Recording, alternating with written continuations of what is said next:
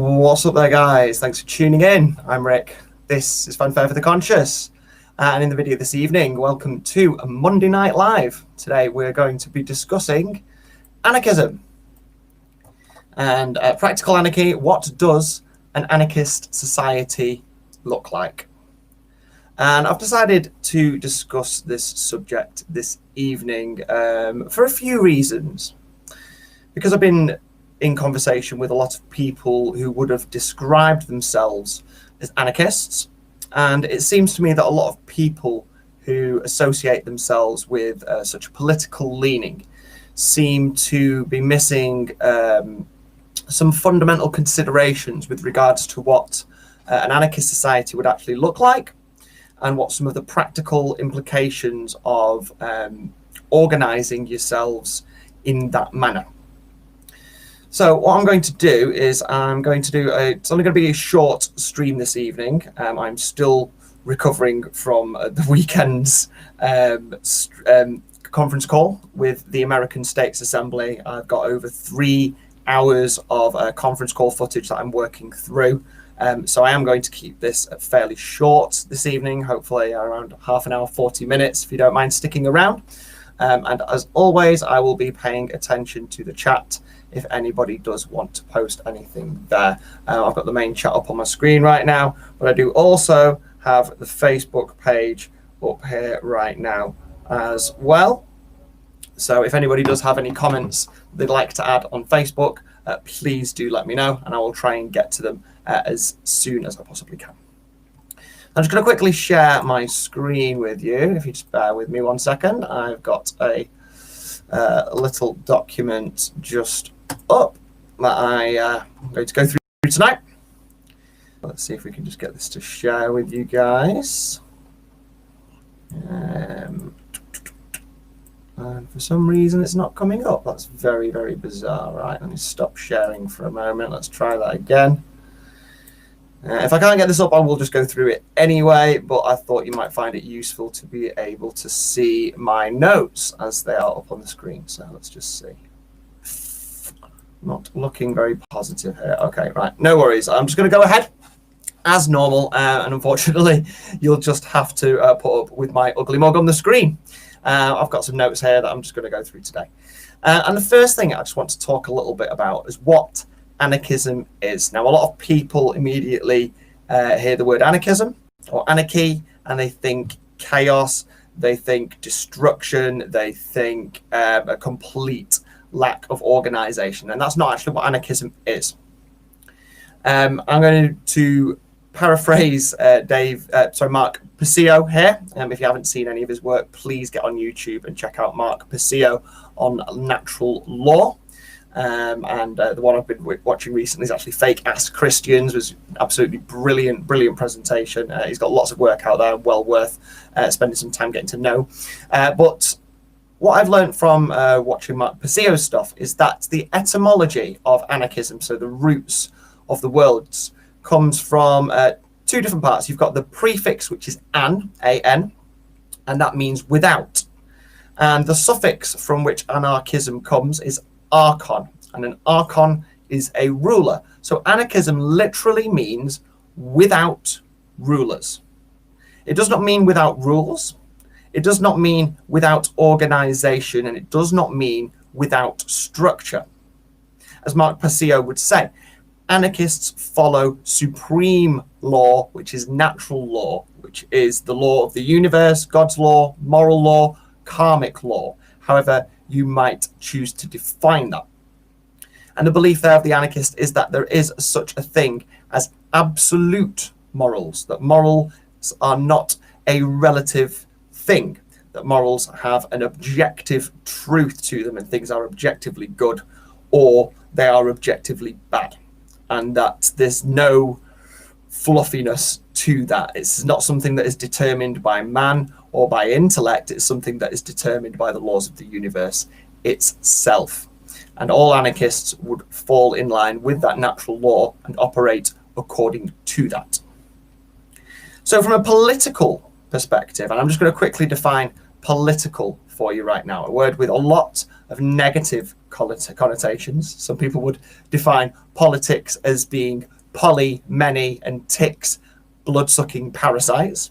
And that's not actually an accurate definition, though it might be an appropriate one in the current situation that we're existing and the current politicians to which we are exposed. However, political actually means of or concerning the common issues and affairs of many people, poly being many.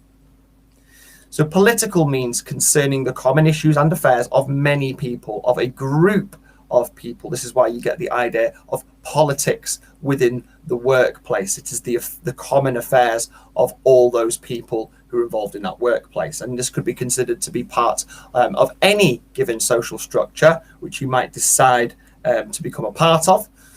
Any of the issues or affairs concerning the people within that common societal structure is a political issue.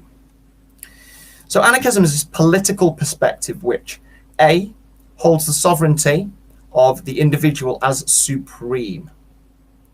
B, it rejects the rule of any coercive, de facto, or involuntary system of control. And C, it advocates for the dismantling of the state and creation of a society based on voluntary association and contribution. So let's unpick this a little bit. What does it mean when we say holds the sovereignty of the individual as being supreme? Well, it means that whatever we agree to do as a group voluntarily and in free association, that any of those things that we agree to do never tread on the sovereignty of the individual. Okay, they never ever tread into that personal realm. They never take away someone's ability to govern themselves and to be responsible for their own land, their own bodies, and their own actions. So at the base of everything, we've got to always bear in mind that the sovereignty of the individual has to be preserved. Second thing, it says it rejects the rule of any coercive, de facto, or involuntary system of control. Now, this again does not imply that there is no system of organization, and it doesn't imply that there is no system of protection or common good, so to speak. There's no system of managing that. That is not true. As long as that system is voluntary and is not coercive in any manner, then it can still be considered to be anarchistic. Okay, so we can still have something, some entity, some group of people who voluntarily come together to help to manage those common affairs in respect of holding everyone's sovereignty as supreme, but allows those people to come together in cooperative contribution in a voluntary manner. And this comes again onto the third point that I mentioned before. It advocates for the dismantling of the state. Now I'm going to talk a little bit about what the state is, because it's quite a misunderstood term. And the state would be a small group of people who have power over the others. Okay, and this is this system of hierarchy and this system of authority. It's a very small group of people who have the power over the remaining people in that group. And this we come into the ideas of democracy. And the issue with democracy is, as Anna von Reitz very appropriately stated in one of her latest posts, was that in a democracy, if 51% of the people decide they want to hunt you and eat you, then you're getting hunted and eaten. And that's what makes an anarchist society different from a democratic society, in that 51% can never lord themselves over the other 49%.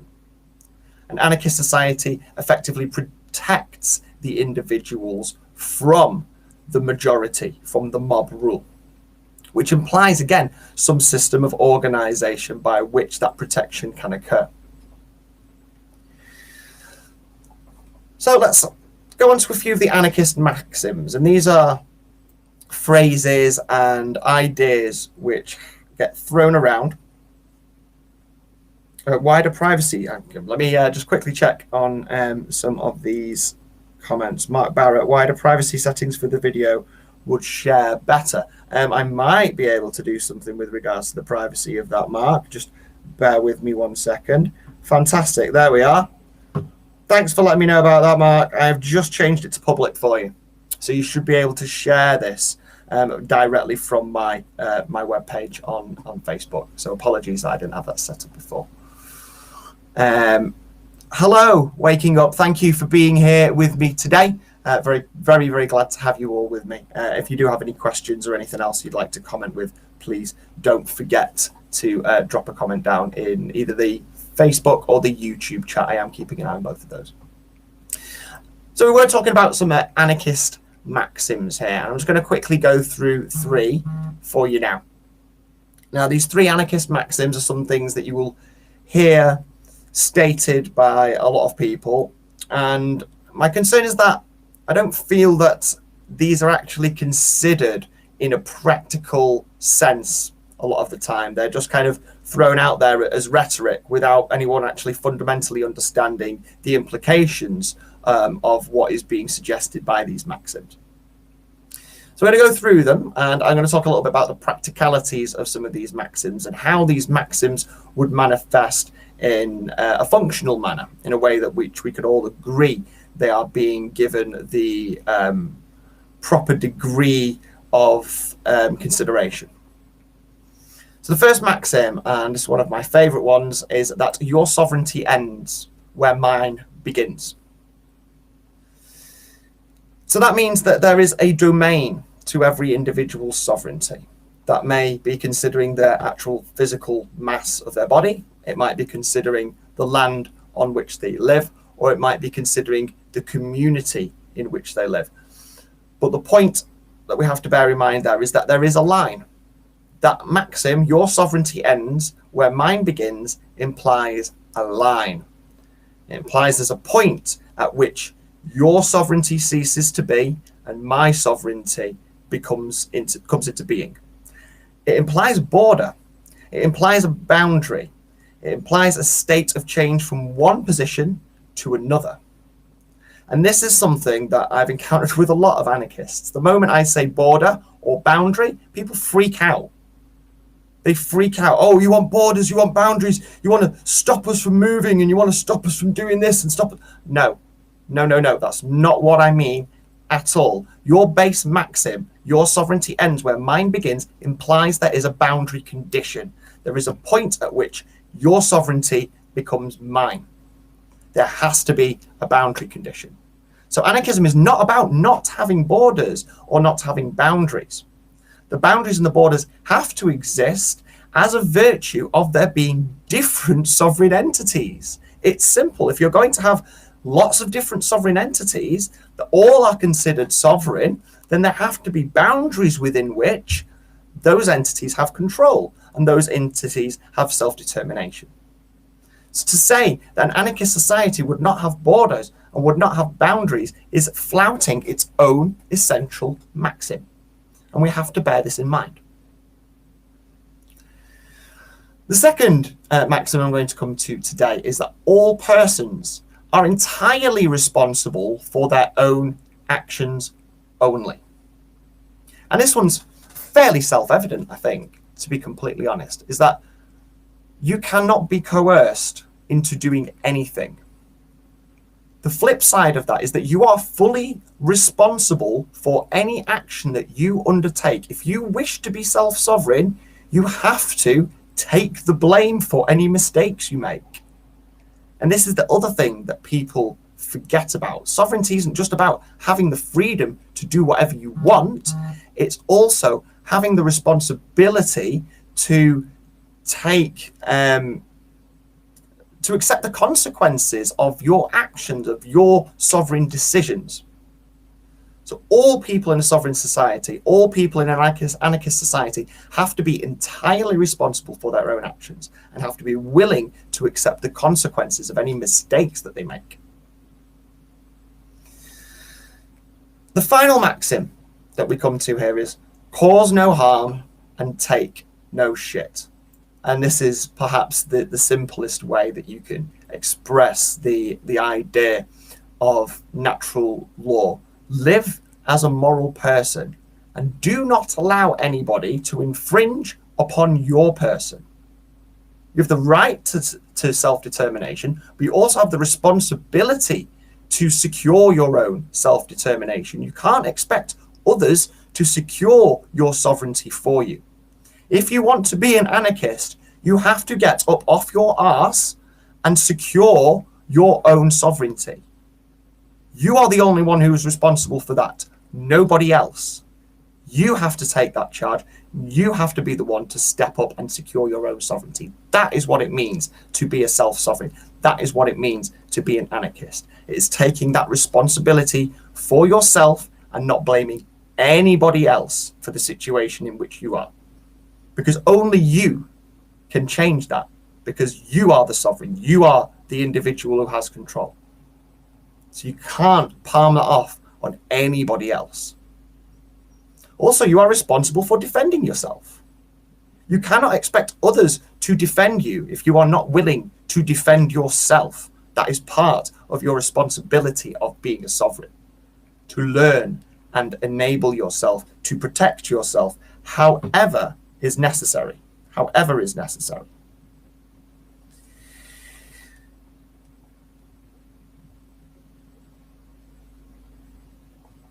Right. So let's discuss a few of the practicalities of an anarchist society. Because when you start saying anarchy to most people who are used to the mainstream way of the world operating, when you're dealing with those sorts of people, the moment you say anarchy, they freak out because they think there is no structure to it. And these people are used to having structure to their lives. They're used to having things organized in a manner that they can trust. And we need to be able to organize ourselves in a manner that looks like it is capable of managing those collective affairs. Because no matter how self-sovereign you are, we all have things that we are all concerned about. We all have things that we are all concerned about. And that might only be a small handful.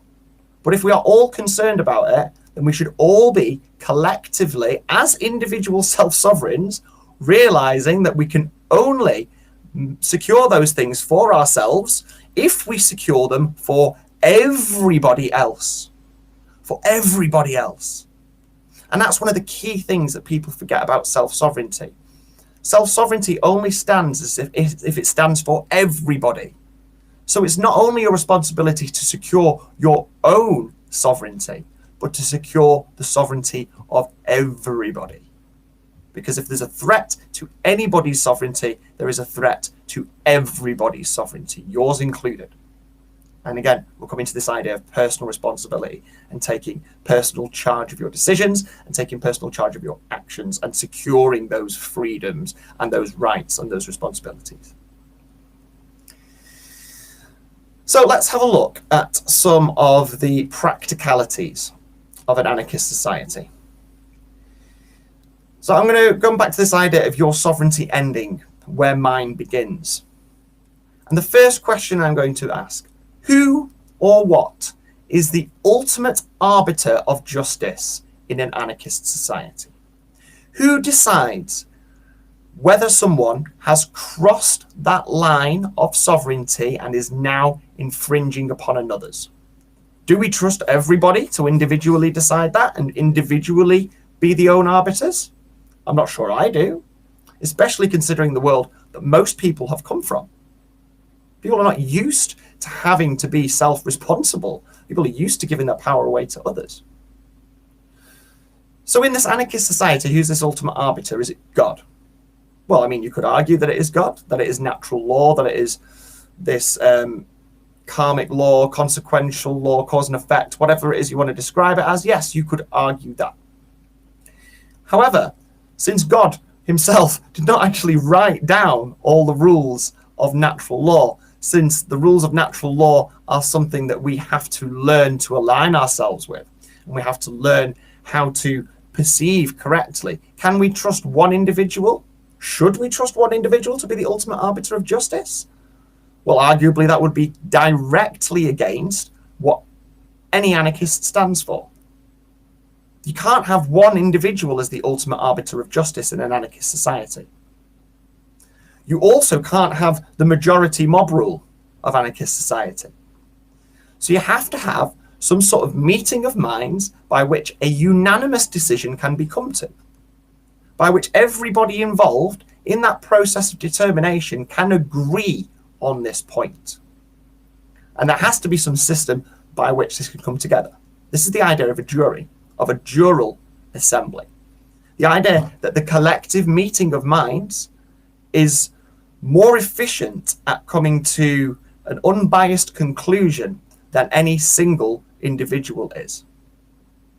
Okay, so there has to be some sort of system by which we can arbitrate justice in a fair manner, which secures the sovereignty of every individual and does not impose mob rule. It can't impose this mob rule. So we do have to consider that question. Who is going to be the ultimate arbiter of justice? I mean, for me, in my perspective, that's a jury. That's a common law court, whereby under the advisory of natural law, we decide collectively how that intrinsic morality is applied in any given situation. And it has to be built on that intrinsic universal morality, not a personal morality. So taking this on to the next step, who is the ultimate arbiter of justice? Who or what decides what constitutes a breach of another's sovereignty? Is saying something to someone that hurts their feelings, is that a breach of their sovereignty? Is that causing harm, or is that just causing hurt? What is the difference? Where is the line? If someone decides to go and play music outside your house at full volume at 11 o'clock at night, is that considered to be a breach of another person's sovereignty? Can anybody come and pick your apples off the tree in your land? What constitutes that breach? Where is that line? Now, I'm not saying, again, I'm the ultimate arbiter. I'm telling you I'm not the ultimate arbiter of justice. But we need to have some system by which, in any given situation, we can consider the morality of that situation in a dispassionate manner, which still, again, is holding on to this core idea that everyone's individual sovereignty is prime. How do we come to this agreement on where those lines stand? Do we have a formalized document? Do we decide as and when these situations occur? By what process do we make these decisions? Because if we want to all agree to trade voluntarily and cooperatively together, then we need to know that we're all operating on the same principles. We need to know that the people who are involved in this given societal group will not defraud each other, will not lie, will not cheat, will not steal. We have to know that we're all operating on those same principles. And there has to be some method by which we can easily identify those people who are operating on those same principles and understand the universe at the same level that we do.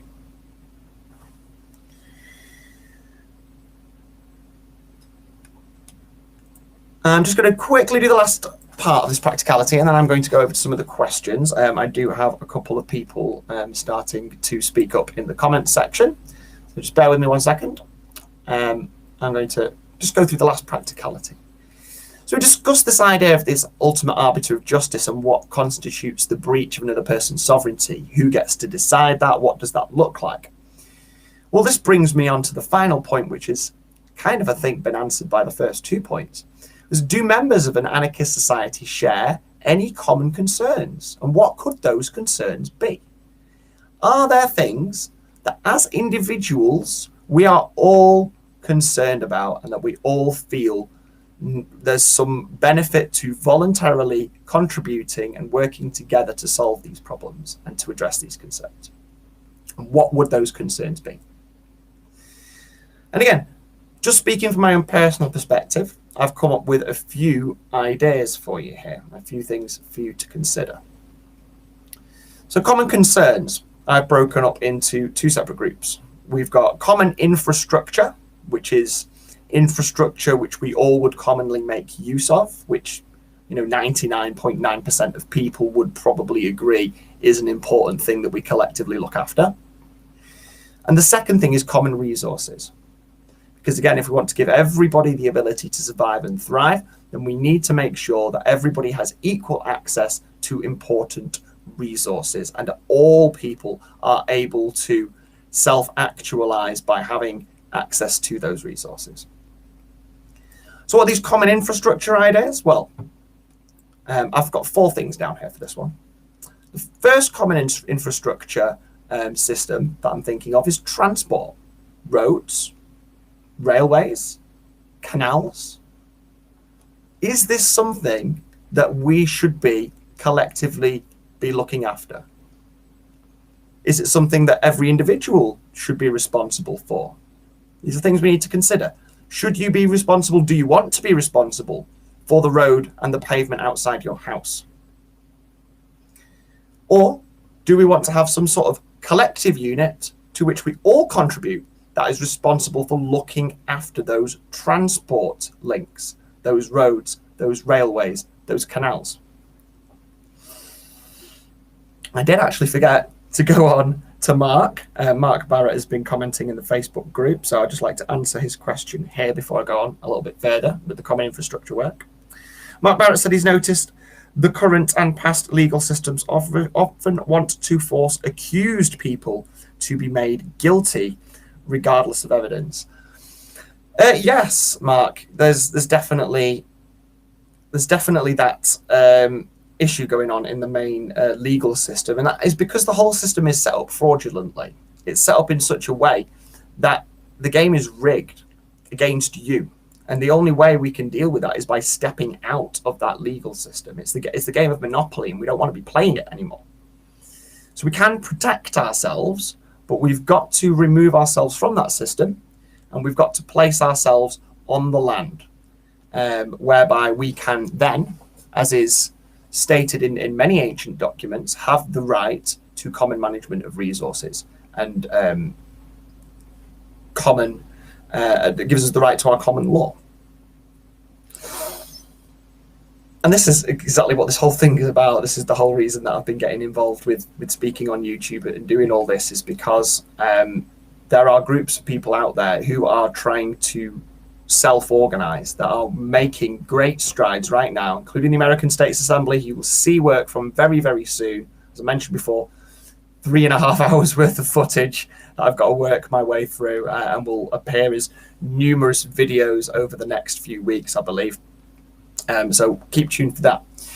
But yeah, that's the whole reason that I'm doing what I'm doing right now, Mark, is to try and get people to extract themselves from the system of legalese and the system of corporate feudalism, and to accept this self-determination, this anarchistic way of organizing themselves and taking charge of their own lives and being fully, entirely responsible for themselves.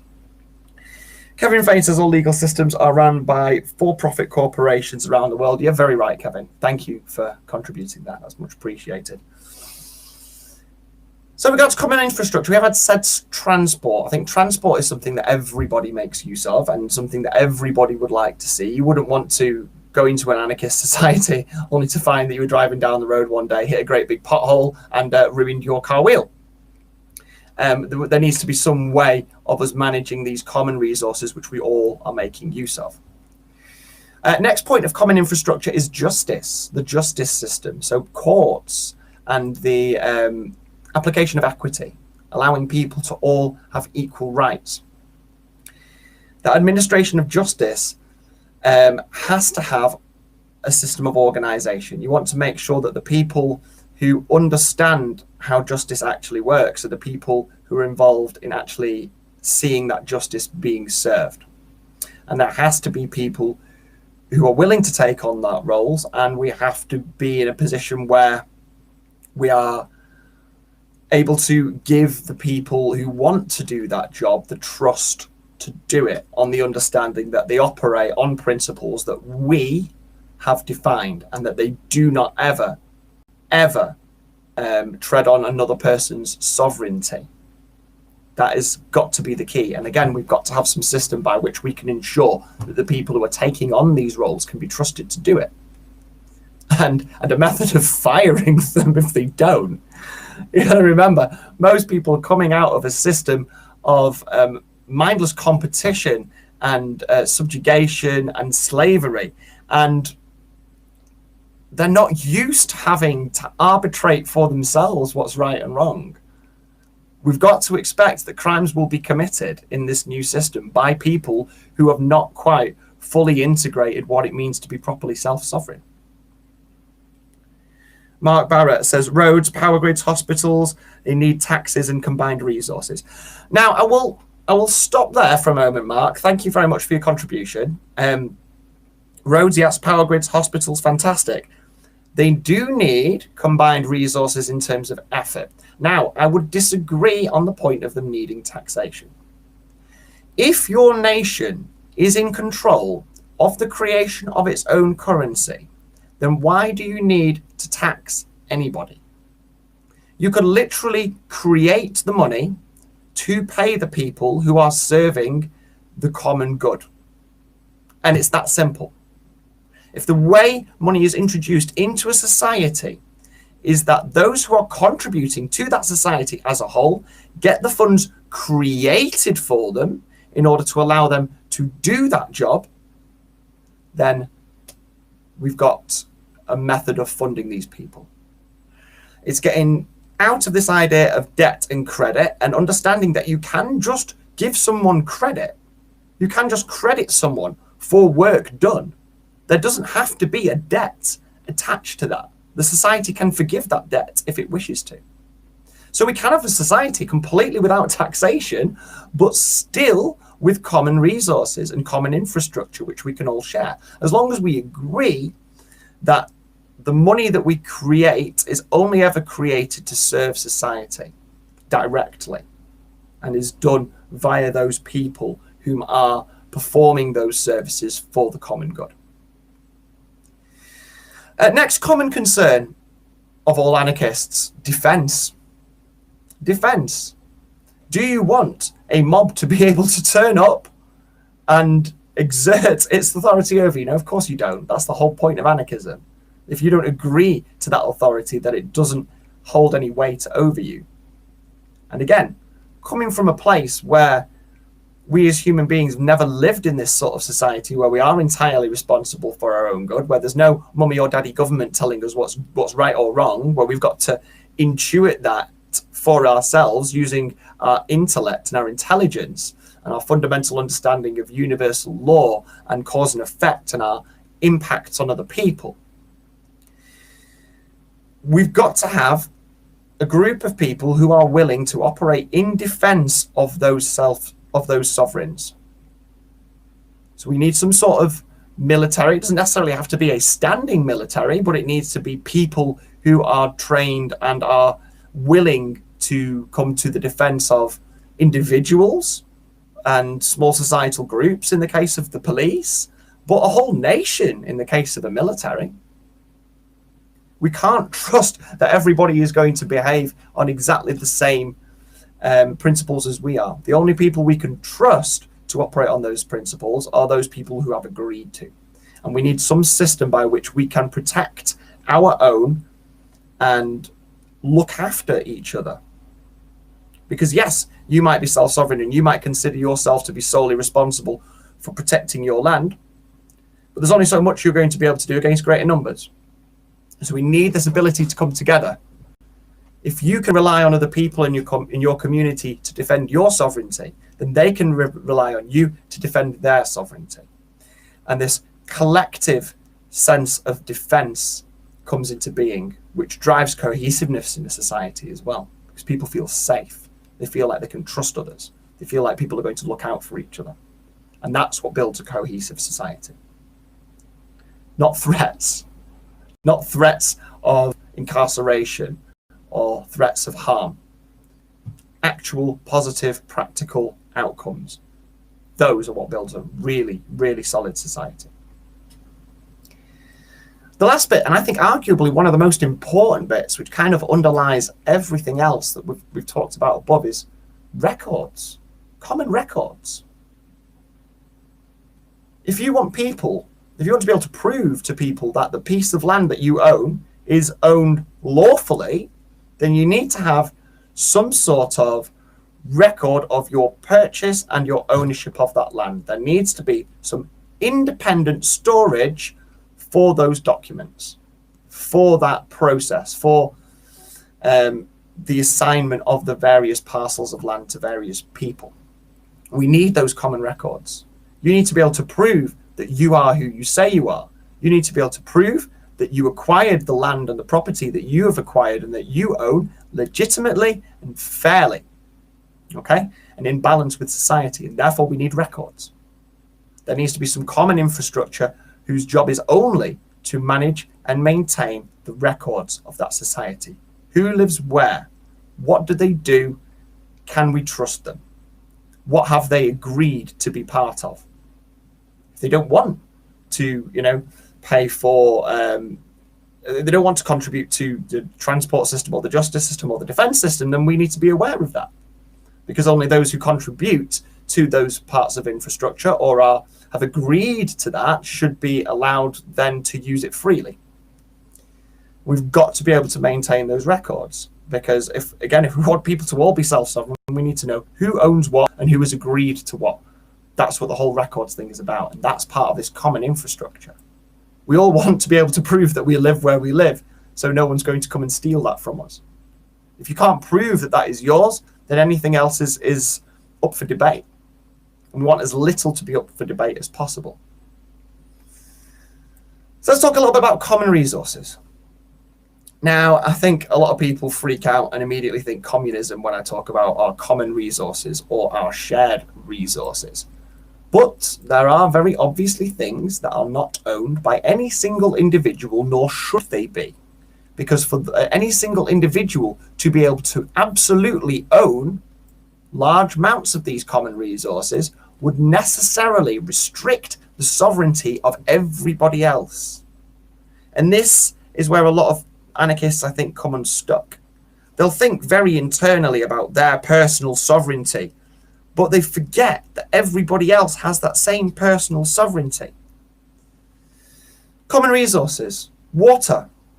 Everybody has a right to access clean water. Food, everyone should have a right to access the food that they require to live. Minerals, wood, coal, metal, soil, all these things are common resources. Medicinal plants, everyone should have common access to medicine. And the most important one, the absolute most important one, knowledge. That is a common resource which everybody should have access to, and nobody should be able to restrict. And again, this is coming back to the idea of, we have to consider more than our personal internal sovereign lands. We've got to imagine that everybody else has that same sovereignty. And what actions could we engage in which might affect the sovereignty of another person? For example, water. Let's say I had the means to buy a whole lake, and that lake provided the water for 5 villages. Should I be allowed to own that water? Should I be able to buy it? Should I then be able to restrict everybody else's access to it? Because it's mine, I bought it. It's my water, it's not yours. If you want to take that water now, you've got to pay me. And I'm not going to do anything for it. I'm not going to purify, I'm not going to clean it. I'm not going to do any other service. I've just bought that land, and there happens to be water on it. And if you want it, you've got to pay me for it. Now, that doesn't seem right to me. And you can take this with anything. I'm going to buy all the arable land. And if you want to now grow your food, you've got to come and buy that arable land off me. Is that now infringing on other people's sovereignty? Am I starting to restrict other people's ability to self-determine by taking my own self-determination to a level of greed? Got to bear this in mind. Minerals. Should I be able to buy a whole wood and stop anybody from getting access to the wood that is in that forest? Should I be able to buy up all the mineral resources of this land and extort anybody then who wishes to acquire that coal or that metal or anything else? Should I be able to hoard medicinal plants? Should I be able to claim that all of those plants, they're mine, they're not yours? I've bought and I've patented all those plants. If you want to use them, you've got to pay me. I discovered that plant. Didn't make it, you know, it was already here. I discovered it, so it's mine. Knowledge. Should we be able to hoard knowledge? Should we be able to keep that knowledge from other people? Should we be able to lock it away and restrict other people's access, or force them to trade with us in such a way in order to acquire that knowledge? Now, I don't think so. I think these are all processes here where the acquisition of these resources could infringe upon the sovereignty of another person. Now, again, I'm not saying I'm the absolute arbiter here. I'm not saying exactly what I'm saying is right or wrong. But what I'm saying is these are all considerations which I very, very rarely hear or ever experience anarchists actually talking about. And these are things that as a collective, we need to voluntarily come together and discuss and come to some common understanding about. How much water should you be able to hold? At what point is the acquisition of those resources now starting to affect the sovereignty of other people? Water, food, minerals, medicine, knowledge. At what point is your personal ownership of these resources now starting to affect the sovereignty of others? The basic maxim: my sovereignty ends where yours begins. We have to understand where that line is. And that can only come from a collective and voluntary association of people, the convention by which we choose to live. Coming towards the end of this now. I've got about 1 page left of my document here to go through. So thank you to all of you who have been involved. Thank you as well to Kevin Fain and Mark Barrett for your wonderful contributions to the chat there. I'm going to just come into some of my conclusions, examples of what practical anarchy might look like, and examples of your rights and responsibilities, because a lot of people forget that all rights are also responsibilities. That if you have the right to do something, you also have the responsibility over that, as determined by self-sovereignty, by self-determination. The conclusions I've come to, thinking about anarchy, is that any system of anarchist organisation should be prepared to act in a transitional manner without expecting any major societal changes to occur overnight. It must be recognised that certain conditions exist within the world which have conspired to restrict the abilities of people to self-govern. And there's been a generational programme of social engineering and indoctrination which has produced infantized people who are used to deferring their sovereignty to others. This is the problem that we're facing in society now. We can't just switch on anarchy like that. It's got to be something that we dial up, that we slowly and steadily get people used to. As the Hermetic principles would say, it has to be a transmutation, a shift from one form to another. And we have to be prepared that people who are coming out of this society without fully considering what an anarchist society would look like and how it would operate are likely to make mistakes. And we need to have a system which is not only going to catch those mistakes, that is going to provide reparations for those who have been trespassed against, but is also going to educate the people on why the actions which they engaged in were infringing upon the sovereignty of another person. We have to allow this process of education. We have to allow this process of transmutation, of metamorphosis from one place to another. And we have to recognize where we're coming from here. We've had this generational indoctrination where people have been used to giving away their power and their sovereignty to other people. That is not going to go away overnight. That is not going to go away overnight. Most people do not know how to be self-sovereign. They are unaware of how to engage their intelligence, their intellect, and their intuition to determine a moral course of action. Most people don't know how to do that. They've been so used to living under the roof of mummy and daddy government, of being told what is right and what is wrong. The number of people who, when I have spoken about certain things, shall we keep it as vague as possible here, I said, oh, well, that's illegal. Okay, but is it wrong? Is it moral? Is it immoral? Is there something fundamentally wrong from a moral standpoint with what I'm doing? Oh, no, I only have a problem with it because it's illegal. This is what we're fighting with. This is what we're dealing with. People who are so used to giving away their sovereignty to others that they will literally just take what another person says and just parrot it back at you without even actually considering the implications of it and whether that personally affects them morally, whether they personally have an issue with it, or whether ultimately the universe should have an issue with it. If we're talking about the absolute truth, about absolute morality, most people won't even take the time to consider it. And that's the problem we're battling with here. Most people don't know how to be self-sovereign. They don't know how to exercise their sovereignty. And they don't even know how to reason in their own mind what contributes moral right action and what constitutes immoral wrong action.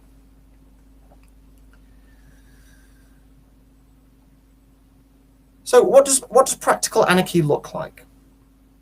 How do I imagine a society functioning? Well, ultimately, once we get rid of all of this generational programming and we get people into a place where they are used to operating in a self-sovereign manner, then in theory, our organizations and our courts and our de jure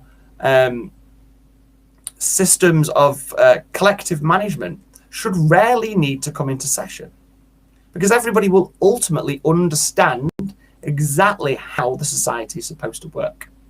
That's the ultimate goal. Initially, as we're hashing this out and thrashing it out and figuring out the intricate details, there will need to be some system by which we can codify and write and very specifically lay out these rules and these principles for people to learn from. If we don't have a bank of knowledge from which people can learn, and we don't have an ability to teach them how to be self-sovereign, how to walk in that self-determination, and how to do it without hurting other people, how to think and reason to that morality, then we are going to need to have courts coming into session. We are going to need to have lots and lots of discussion and lots of debate so that we can come to that common understanding. And by this, I mean unanimous common understanding. I'm not talking about 51%. I'm talking about a unanimous common understanding where we can put all our egos aside and agree on something wholeheartedly. All decisions made by the common management, all decisions made on the management of common resources and affairs must maintain and preserve the sovereignty of the individual. Every decision that is made has to be built on that base understanding that whatever we decide to do, we can't infringe or step on anybody's toes within their own sovereignty, within their own bodies, within their own lands. And all of these decisions must be unanimous in their conclusion. Nobody can be forced into agreeing with something that they don't agree with. Either they agree to contribute to that program as discussed by the community, or they step out of it. Nobody is forced into that. If you wish to contribute to that, you contribute to it. If you don't, then you can't expect to be able to access that service. It's the way it has to work. You either contribute voluntarily or you pay for said service as and when you use it. It's as simple as that.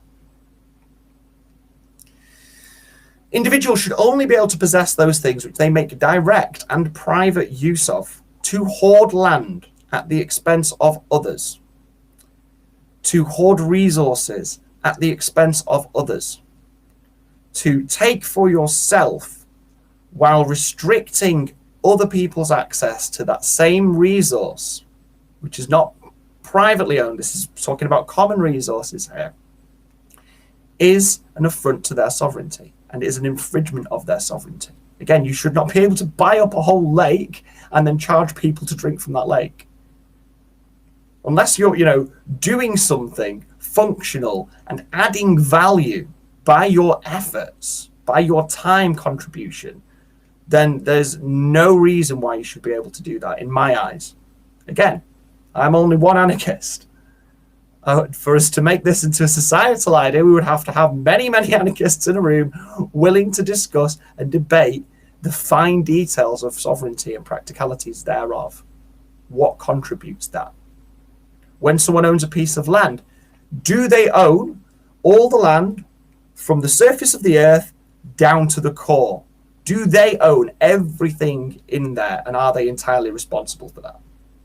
Do they then own the airspace from their land up to the infinite? Or do they just exist in a thin band? Like, what contributes your land? People will draw, squares on a map. This is where I live. Well, are you living on the surface? Are you considering the airspace above the surface? Are you considering, a certain amount of depth of the earth below it? We're living in 3 dimensions, and you've got to think in 3 dimensions when it comes to determining who owns what. Do we want to allow people to be able to own and restrict people's movement through the airspace? Again, all things we need to discuss. And all anarchists, finally, they must accept that every right has an associated responsibility. You cannot have a right without a responsibility.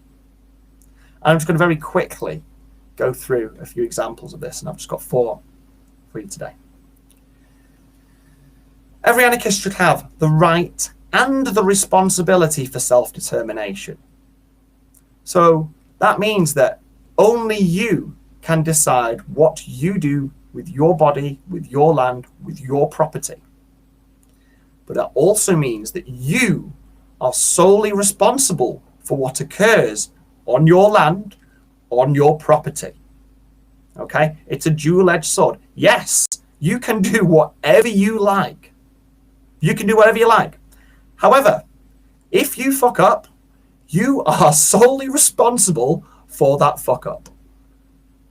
You are solely responsible for those actions. Yes, you can do whatever you want, but if you want to do whatever you want, you have to accept full responsibility for the things that you do.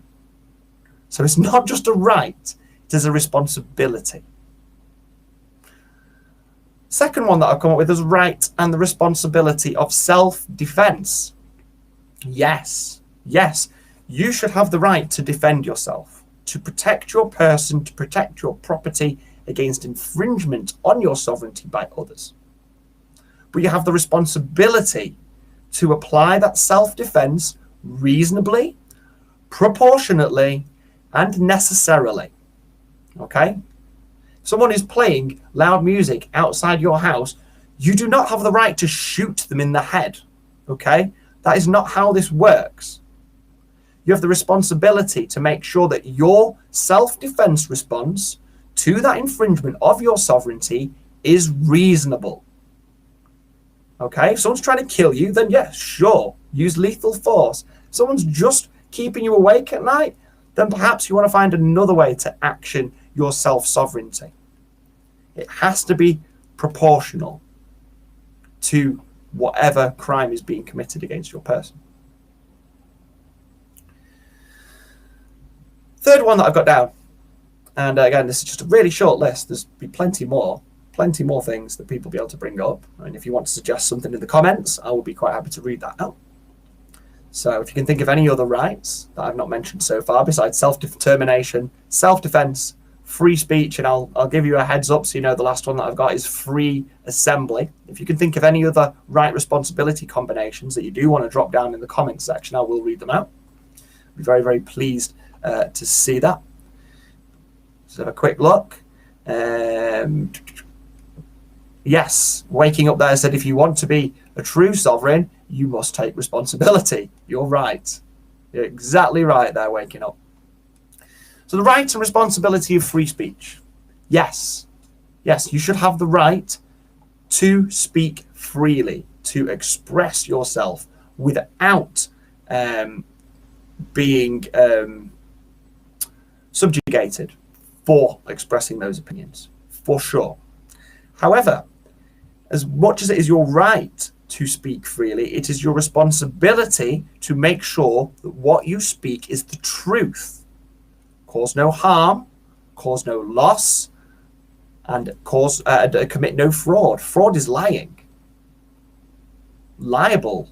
There's all sorts of ways that you could harm another person with your words, with your free speech. So it is your responsibility to ensure that your free speech does not impinge upon the sovereignty of anybody else. Again, not only a right, but a responsibility. You have to take charge of that action. The final one is the right and responsibility of free assembly. Yes, you should be free to gather with whomever you choose voluntarily. That should never be restricted from you. However, you do have also, like I say, every right is responsibility. You have the responsibility to ensure that those with whom you are assembling are good, lawful, sovereign individuals whom are not, during this assembly, impinging upon the rights of anybody else. And that is only your responsibility to ensure that those people with whom you are associated with whom you are assembling, do not tar your name by behaving in a manner which is considered unsovereign.